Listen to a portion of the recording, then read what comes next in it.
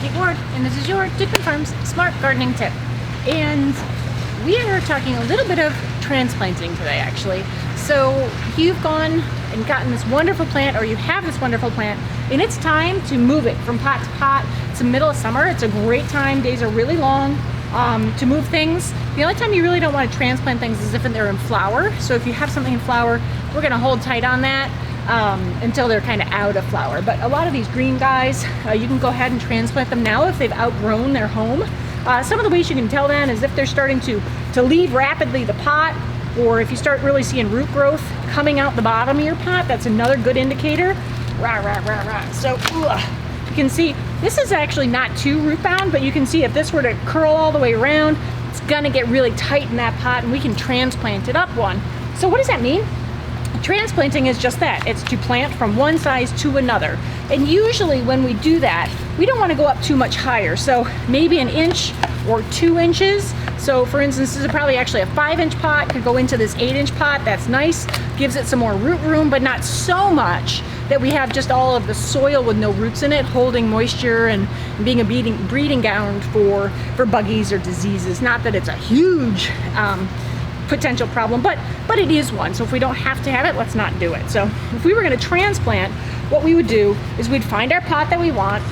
And there's a couple of different ways we could do that. We could start, you're going to want your potting mix. If we're talking houseplants here, your potting mixes, and there's specific potting mixes depending on what you're transplanting.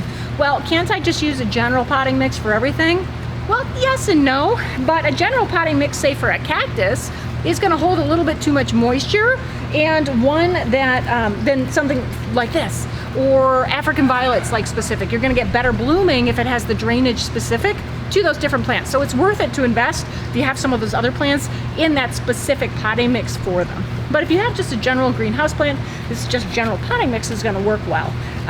So we're going to get it started about halfway up, and then we're going to kind of test, knock off, just like before. Now if I was going to stay and actually transplant this, I might tweak these roots a little bit, but then I'm going to test and say, all right, there's my loose soil. All right, that's a pretty nice height.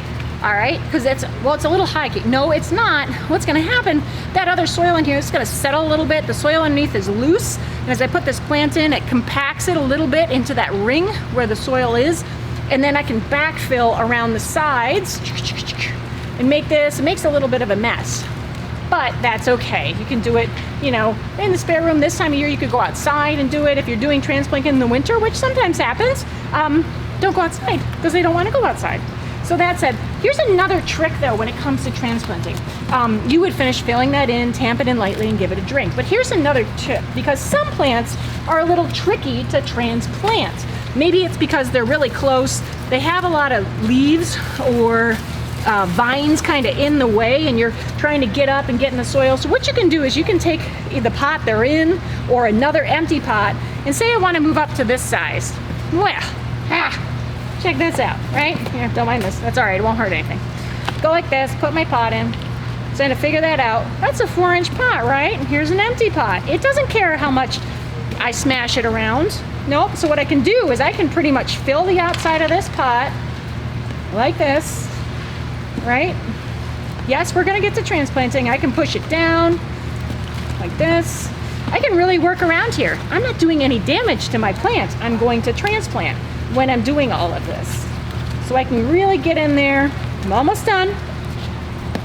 And what am I gonna have when I'm done? That's right, I'm gonna have a ring. And guess what? It's gonna fit my new pot just perfectly. That's right. So, and for the magic, hey, check it out. It's the right depth, it's the right size. Oh my gosh, Merry Christmas. Where's my example plant? I lost it. Here it is. So, I now have my perfect little hole.